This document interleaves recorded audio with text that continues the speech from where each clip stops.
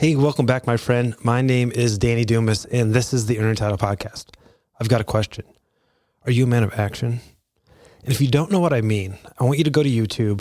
I want you to Google the hero of Bondi Beach. When you do that, you're going to see a video of a man named Ahmed Al-Ahmed. And we're recording this in December of 2025. There was a shooting at the beginning of Hanukkah at a beach in Australia. Two men opened fire and they killed multiple people, and they kept shooting and shooting and shooting. And there was police standing around. There's video, and, they're not returning fire. It seems like, it's hopeless. One of the gentlemen, he comes down off this bridge and he's shooting into a crowd, and you see a man in a white shirt. This is Ahmed.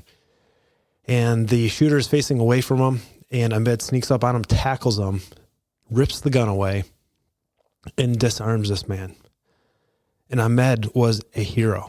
Ahmed was a man of action. And I think of, being a man, especially maybe when you're younger, I think we all have a desire to do something great. We all have a desire to make a difference in the world. We all have a desire to be someone like Ahmed. And there's a lot of us that are always left wondering, would I have what it takes to be a man of action, to be someone that will step in and to do something heroic when I don't have to do it. I don't even need to do it. But I think we always have that wonder. When I teach at the Fire Academy, you can see it in some of these young guys where they don't know how they're going to respond. They want to. They want to think that, hey, I'm going to be that guy that goes and fights or makes a difference. But they don't know if they will or not. When it comes to taking action, it's not always... You're not always like thinking it through. Like, you know what? I'm going to go take that gun away from that guy. I'm sure Ahmed hadn't spent his days thinking, one day there's going to be someone shooting. I'm going to practice my disarm skills. I think Ahmed, if you look through his life, he probably was a guy that just did things for people, that just realizes that he is a person that can make a world a better place.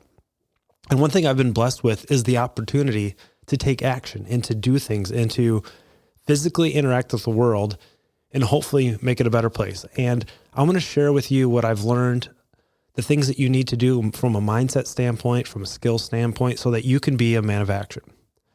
The first thing that you need to do is to have situational awareness. And while we're talking about a shooting, this doesn't have to be something violent. You don't have to get in a fight with somebody in order to be a man of action. This can be socially, this can be economically, psychologically. You can be someone that makes a difference in someone's life. So the first thing is situational awareness. And in the physical world, especially when you're with your family, I think you need to be aware of things. You need to be, when you walk into a movie theater, you need to find all the exits. You need to look around and profile the people around you who could be a threat. I think we all have a capability of looking at someone and go, that person's crazy. You should be noticing when people are crazy. Now, you could be wrong. They could just be weird, they have a weird sense of style. But for the most part, you can kind of tell crazy. Pay attention to crazy. And then pay attention to the challenges that you have when you're with your family. If you're a young husband, young father, and you're pushing kids around in a stroller and you're going to the mall, it's Christmas time, we're all going shopping, realize that you have some challenges to deal with if something bad were to happen. And you have to try to figure out, what am I going to do? Am I going to try to push this stroller? Am I snatching my kids out of the stroller and we're running? I just think putting a little bit of thought into your physical world can make it easier for you to take action to make the world a better place. And like I said, it doesn't have to be a physical thing, right? It could be social. There's a lot of guys, and I've fallen in this, where you're really bad at reading the room. You're at a party and someone's talking about losing their job and how this Christmas is going to be really challenging. And then you have this dude shows up and he's talking about, going on a cruise with his family for Thanksgiving or for Christmas, and, spending $10,000 on a wife's, ring or necklace. And you're like, dude, read the room, man. You're being rude. So read the room. I think it's important that we realize when we're making people uncomfortable. As a man, if you're in a situation with someone who is weaker than you, whether this is a woman or a man that's smaller than you, I think there's times, like if I'm going to go knock on the door, and I do this at work, Sometimes we get calls for things and people aren't ready for us to be there. A neighbor called, said they were burning something in the backyard, or maybe an alarm's going off. I knock on the door and then I step back 10 or 15 feet. So if they open the door, I don't feel like I'm being a threat, right? That's making a difference, right? I'm making them feel comfortable. I think it's important when you see someone being taken advantage of. You see, an elderly person that they're at a drugstore and they're spending $3,000 on prepaid, Visa gift cards. Now this is kind of challenging because maybe they just have a lot of grandkids. They want to give away $3,000 worth of gift cards, or maybe they're currently being scammed. Being a man of action means stepping in, saying, "Ma'am, I don't want to be rude, but I noticed you're buying a lot of gift cards." And usually people that are buying lots of gift cards could be getting scammed. Is someone telling you to do this? That's being a man of action. You don't have to wrestle a gun away from someone to stop someone from getting scammed. So we need to be comfortable looking in the world and looking for opportunities to make a difference. The other thing that I think really helps when it comes to making a difference in the world and taking action is that you need to be okay with a 70% decision. Why 70%? I think with today's current technology, we have Google, ChatGPT, all the information in the entire world at our fingertips. We get used to getting the answer and knowing 100% without a shadow of doubt that I Googled it, I now know the answer. Well, in real life, we don't get a chance to Google things and get 100% accurate information. So if you're deciding to make a decision and it's a dynamic situation, whether it's an old person getting scammed or it's someone pointing a gun at somebody else, you don't get a chance to learn and figure out the best thing you could possibly do. You need to make a 70% decision, which means if you're relatively certain that you understand what's going on and you have somewhat of a plan, execute on that. You do not need to know everything. And you don't need to know all the things you need to do to make a difference. And now this could be somebody in your life, in your community, at your church is struggling financially. And, you don't know how you're going to help their entire situation, but you can make the next good decision. And the next good decision might just be to be generous for that moment. You don't have to figure out how to, the struggling widow at your church with, 3 kids whose car broke down. You don't have to figure out how to buy her a new car, but maybe you figure out how to get her to where she needs to go today. So you're making the next good decision. And I think that's really important. You don't have to have it all figured out, and you'll never get all the information. So just make good decisions, the next decision. And that's helpful to become a man of action. What else do we need to do? I think we need to be good at controlling our emotions.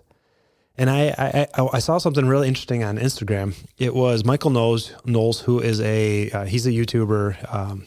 He has a talk show, and he was talking to somebody, and they were complaining about men and how men had suppressed emotions, how they were not able to express, sadness or worry, or they kept it inside, and how harmful that was. And while I do agree, I think as men, there's times for emotion and there's times for tears and there's times for that. I don't cry very often. My kids have hardly ever seen me cry. And it's not because I'm never sad. It's because I feel like I have a control over that, where I can let emotions out, but I don't want it to affect the situation. For instance, when my dog died, I cried like a little kid because I was extremely sad, and it was okay. But, if I'm stressed out at work, or, I go to change my tire and the tire iron snaps and I break a lug off, I'm not sitting on the side of the road crying. I'm controlling that. And while, modern society would say maybe that's a toxic trait where you're not going to be showing your emotions, I think that's a man's superpower, is we know what our emotion is, and we put a gap between how we feel and how we act. And I know for sure in an emergency, if you ramp up and you get super agitated and super excited, and you don't have the ability to put a gap between the way you feel and the way you act, you will not be doing the right thing. And I've been involved with lots of decisions. I had a shooting situation, not nearly as dramatic as the Bondi Beach one, but I was on a call, and there's an older gentleman. He was in a wheelchair, and he told me, I'm a Vietnam vet, and he was super drunk. And he had complained to his wife that he was having chest pain. And we have to do a thing where we determine whether they're alert and oriented. So he could not answer, like who the president was, what month it was. He was that drunk. And so he lost the ability to make his own medical decisions. We had to make the medical decisions. And he was saying, I don't want to go to the hospital, but he didn't know where he was at or anything. So I said, sir, you're going to the hospital. I'm not going to the hospital. You can't make me. I'm like, sir, we're going to make you go to the hospital. I'm sorry for this. I know this is not what you want to do, but it's what's going to happen. You're not going to make him. I go, we're going to bring the cops here, and the cops are going to force you to go. We'll wait for him. So I'm filling out my paperwork, and I'm standing across the room in an apartment, and he says, this is ridiculous. I guess I'm going to have to lock and load. Well, if you're not familiar with any war movie ever, that's what they do when they put a magazine in, they rack the slide back, and now there's a bullet in the chamber ready to go. I thought he was being facetious. I thought it was just a saying. The cops are just now getting there, so we're getting ready to force him to go. He wheels his wheelchair back. He flips over a gun case, which was laying on the ground, which I didn't see, and he picks up a shotgun. Now, I did not put a whole lot of thought into what I was about to do. I took some action. And my action, being the closest one to him, was to run at him. I ran at him. I grabbed the shotgun, I pushed it up in the air, and when I did, I realized that the breech was actually open. It was a single shot shotgun, and the wife is yelling, "It's unloaded, it's unloaded." And as I pulled the shotgun up, I did feel like this intense emotion of anger, and I picked it up over my head. And now my emotion, right? The thing that I was feeling was, I'm going to take the butt of this shotgun and smack this guy in the face, because I was angry that he did that to me, that he would, put my life in danger like that. And as I picked it up in the air, I was able to have a gap. I was able to have a gap in my emotions and then my actions. And I stopped. I said, this is an old drunk guy and this gun was unloaded. And I set the gun down and we were all okay. But I controlled my emotions because I wanted to be a man of action. I was thankful that the thing that was built into me was to run at him and stop it. That was cool. I was thankful that that's the way I responded. I didn't freeze, because there's different ways you can respond. You can fight or you can flee. Or sometimes if fighting or fleeing doesn't work, you can freeze, and I didn't. So I was proud of that. I was also proud that I had developed the ability to have a gap between what I feel and how I act. And that's what makes you an effective man of action. So going back to that fight or flight thing, when we get an alert in our body, so this is the mechanics of taking action or not taking action. When we get an alert in our body that something's wrong, that happens in a place called your amygdala. It's like, hey, something's bad. And when it does that, it dumps adrenaline and cortisol into your body, and it gets you ready to do something. And then your brain quickly goes through a mental Rolodex of what have you seen in the past and what should I do right now? And there's going to be two things that pop into your head. You're going to fight or you're going to flight. You're going to run away. And if you want to be a man of action, you actually have to curate the fight. And when I'm saying fight, I don't always mean physically like punching somebody, but I think it's taking action to change the situation. I think there's a lot of times in this world where flee is like, just run away from it. Just run away from it. I can't do anything. And your body's going to do that really quickly. You have this fight or flight. And sometimes running away is good. If you ever seen the movie, The Irishman or The Englishman, The Irishman, I forget what it is. But it's basically about Hoffa and all that. Robert De Niro's character, he's like, you charge a gun, you run away from a knife. So like sometimes running away is the right thing to do. But I think you have to exercise that. You have to practice becoming someone who fights, or meaning I'm going to influence the situation. And so you need to do that consistently in your day, because if you don't fight and you don't flee, sometimes we freeze. I think freezing can be the worst, where you think, you know what, I don't know what to do, so I'm just not going to do anything. And I think as wanting to be a man of action, not doing anything is not the right answer. But it doesn't come, fighting or fleeing both are actions, and they both come with consequences. I was once talking to a friend of mine who has sons as well, and I respect this guy a lot, but he was talking about how he gave instructions to his kids to never help anybody on the side of the road, because you just don't know who they are or what might happen. He's like, yeah, it's so dangerous. You could be helping change a tire and someone, drives by and hits you. Or this person's a serial killer. And why those things are true. I disagree with him. I think as especially having a son, I think we should be teaching, hey, listen, I want you to influence the world. I want you to be a man of action, and just realize that if you decide to do this, there are consequences. That Hamed, he was shot, I think 5 times, they said. So he did something great, and he suffered some consequences from it. But if you want to do something great, you can't go through your life worried about all the consequences. And maybe this is the biggest sacrifice you've ever made, but I don't want to go through the world thinking, how can I not have any negative consequences whatsoever? I want to go through the world thinking, how can I make a difference? And I want that for you too. I want you to go through the world thinking, I can do this. I can make this world a better place. I don't have to be passive. And I'm warning you, if you decide to interact with the world in this way, bad things can happen. But I don't think the purpose of life is to go through life and to try to avoid all bad things. It can be okay if bad things happen if you're trying to do the right thing. I think that's so important. So we know we need to practice this, but what do we practice, right? How do we practice fighting or interacting with the world? Well, I think you have to become capable. That's the next step. Become capable. So what skills can we get as men that we can become capable? I think one is very easy and doesn't take a whole lot of work, is to become capable in first aid. Having a tourniquet, having chest seals, knowing how to do CPR. You can learn all that in one 5-hour day if you go to American Heart first aid class. Another great class, and this is obviously way more involved, but become a basic EMT. Can be like a 6 to 10 week class where a couple days a week, you will learn everything you possibly need to do to understand what's going on medically with people and treating the most basic life-altering, life-saving procedures.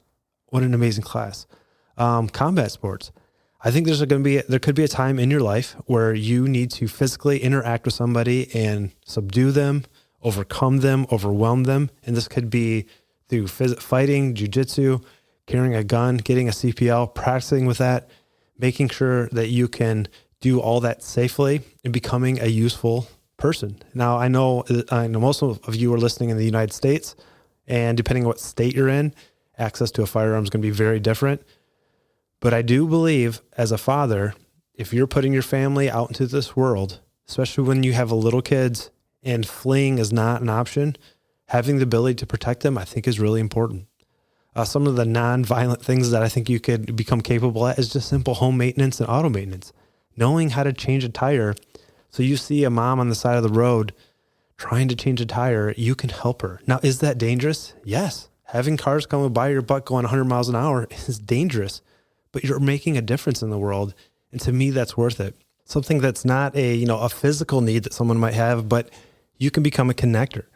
A connector is somebody who takes someone they know that can do something or has a skill, and someone that knows that needs to know someone that has that, and putting them together. How awesome is it? Now, again, these don't go without risks. You connect somebody, maybe it's for a job or for an internship, and that person fails. And you're like, man, I lost all my social capital with that person because I connected them, right? There's risk with all this. If you're ever out in the world and you're trying to make a difference, realize you could be at risk of negative things happening to you. But being a man of action, I think, is worth it. So go be a man of action. And the last place where I think we could be capable is being a mentor. Putting yourself out there and helping someone who's not where you're at, reaching down. There's the saying that you're the average of the 5 people you hang out with the most. And I agree with that. And I think a lot of times we take that as an excuse to always be looking up at who can help us. Well, I'd like to kind of turn that on the head, and maybe instead of 5, let's make it 10. You should have 5 people in your life where you're trying to bring up to where you're at, while you're simultaneously looking at 5 people who are way ahead of you, and you're trying to interact with them and asking them for help to take you to where they're at. I think that it is so important that we are willing to put ourselves out there, put our name out there, put our reputation out there, and help people. There's young men that want to be who you are, 100%. They're looking at you thinking, man, if I could just have half of what you have, show them how you did it, and put yourself out there. So we know that we need to be capable. We understand that we need to practice taking action. And I think there's a few things that I'm going to wrap up with this that we can do just on a daily basis that will help us become men of action. while it's kind of cheesy and it's old school, hold the door open for people. Be willing to stand at the door and just hold it. I think we're getting away from that. And maybe it was a COVID thing, people not getting around people as much, but, or someone's coming out, run to the door and open it for them. Find opportunities to be generous. This could be paying for someone's Starbucks behind you. This could be putting money into a parking meter when someone's about to get a ticket. Do something daily where you're giving of yourself. Something really easy is just to compliment people, right? That's being a man of action, is to look around, you're doing that situational awareness and give people compliments. You see a young dad at the grocery store with 3 bad kids shopping, keeping them together. They're going nuts. You know how helpful it says, hey, Dad, you are doing such a good job. These kids, man, they got tons of energy and, you're killing it. You're doing so good. To the mom whose 3-year-old is melting down, say, don't worry about it.